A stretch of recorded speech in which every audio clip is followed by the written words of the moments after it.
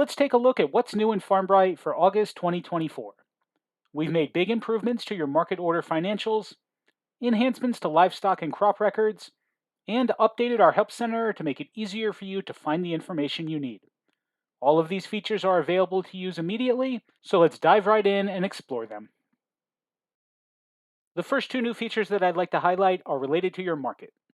You can now assign your market products to unique financial categories, and we've also updated the way that taxes are handled for your market orders. Both of these help you better account for the income that you bring in through your Farmbrite market. We'll first choose Online Store and see a new feature to split order transactions by product. When you enable this optional feature, you'll then be able to define what accounting category each product should be associated with for your profit and loss statement and other financial reporting. Checking that box gives you a new dropdown for accounting category on each one of your products.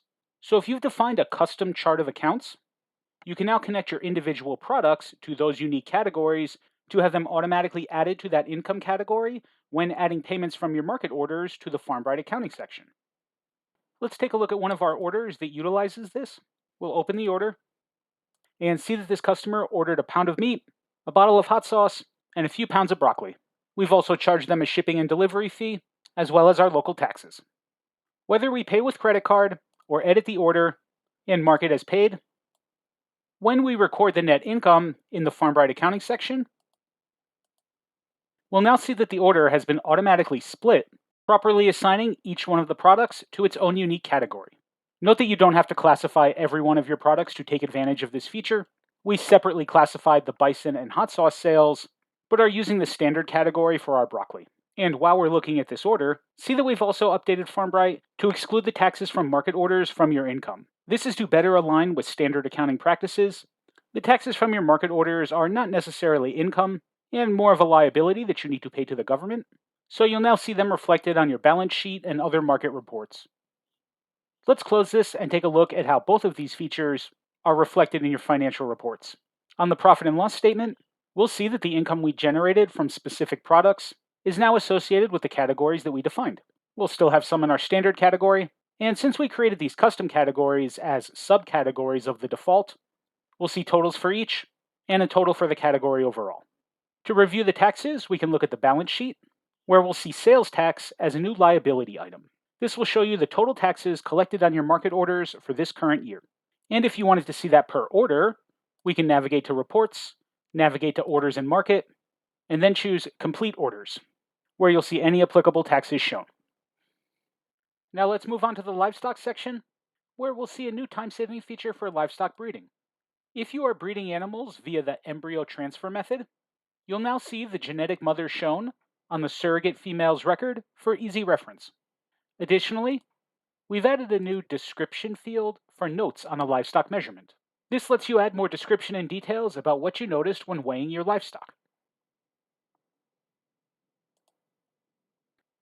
Any measurements that have that extra note added will display this icon that shows you the note when you hover over it. Now we'll take a look at our crops to see something similar there. We've also added that same extra note field to your harvests, so you can record additional relevant information for your yield. And like that livestock note, you'll see the same speech bubble and hoverability. And speaking of harvests, we have also updated our crop harvest API and integrations to include additional harvest data that you can send to other apps and systems. In this example, we've created a Zap that can send us a text message when a new crop harvest is added to Farmbrite. We've now added more fields to this. You can add the amount that was harvested, when it was harvested, and the type of crop and where it was harvested from. You can also include other things like grade, price, and custom fields.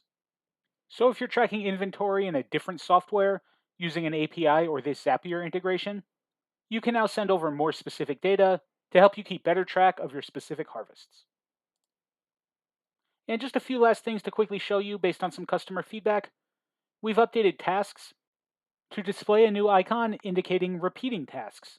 Since you only see the single current instance of that task on the task list, you can now easily know that a task with this icon will be re-added when completed.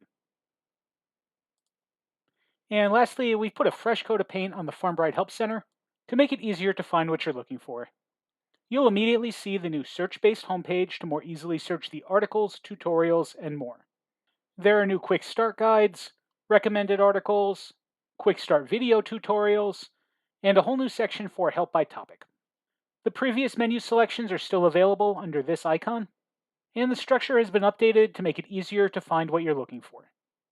And finally, we've also created a new video tutorials page that has all of our getting started videos right at your fingertips in the Help Center. All right, that takes us through all the features added for August. Reach out to us and let us know if you have any questions.